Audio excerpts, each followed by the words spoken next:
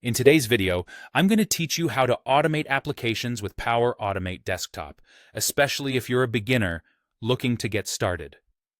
Whether you're looking to streamline tedious processes or enhance efficiency in your regular tasks, Power Automate Desktop, often abbreviated as PAD, offers a fantastic platform to dive into automation without needing extensive programming knowledge.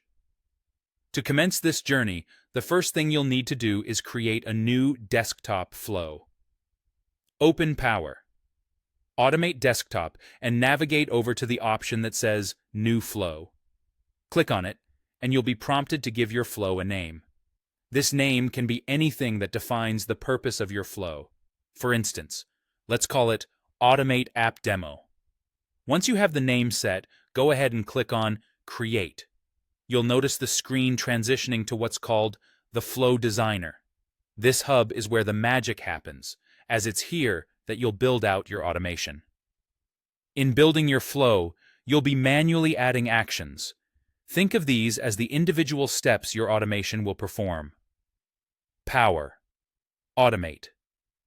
Desktop provides a robust suite of UI automation actions, which includes options like mouse clicks, keyboard keystrokes, window management, among others. Let's go through some common examples to give you a better sense. If you want to open an application, you would use the Launch Application action. Here, you need to specify the path to the executable file of the application you intend to automate. If you need to make sure the application window is in focus, you can utilize the Focus Window action, which brings the desired window to the foreground.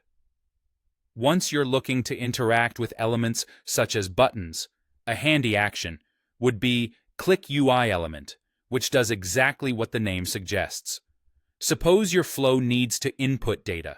You'll use Populate Text field to type into text boxes.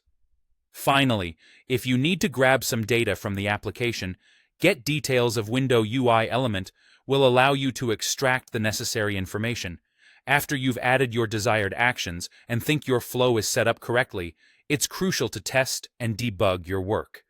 Click on Save to store your flow and then hit Run or Debug to see it in action. Observe how the flow performs each programmed step within the application. You're looking to ensure everything runs smoothly and accurately aligns with your expectations. However, should you encounter any issues, like an error indicating a UI element wasn't found, don't worry. Adjustments can be made.